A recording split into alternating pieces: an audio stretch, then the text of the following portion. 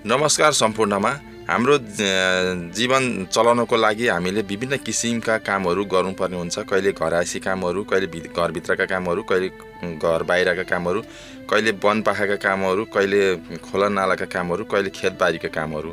यसरी काम गर्ने चक्करमा कुनै दिन सर्पले हामीलाई डसिहाल्यो भने हामी बिना हस्पिटल गई घरमै घरेलु उपचार विधिबाट निको पार्न सकिन्छ। यो भिडियो लास्टसम्म हेर्नु। हजुरहरूलाई के कस्तो लाग्छ कमेन्ट बक्समा कमेन्ट छोड्नु होला र भिडियोको निम्ति एक लाइक दिनु होला। भिडियो चाहिँ अवश्य हेर्नु, शेयर पनि गर्नु होला है।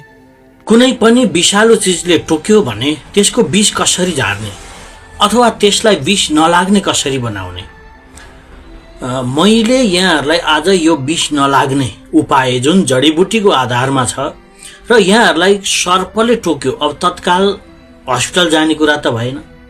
सर्पले टोक्ने बित्तिकै यदि यहाँहरूले दत्तीवनको रस खानुभयो र दत्तीवनको जरोलाई थिचेर त्यसको रस लेपन गरिदिनु भयो सर्पले टोकेको ठाउँमा भने त्यसले चाहिँ त्यो विष मार्ने काम गर्दछ। र अरिगालले टोक्यो, यहाँहरूले दत्तीवनको रस लगाइदिनुहोस्, दत्तीवनको पात खानुहोस्।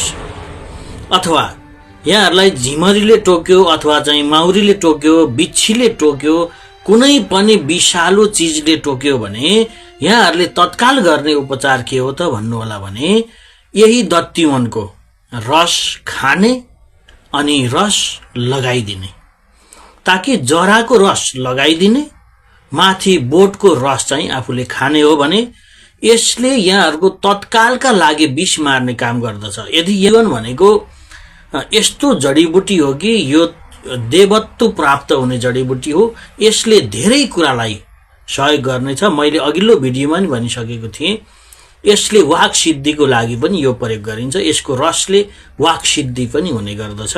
त्यसैले यहाँहरूले तत्कालका लागि विष मार्नको लागि यो उपाय अपनाउनु भने पक्कै पनि यहाँहरूलाई राम्रो हुनेछ। धन्यवाद।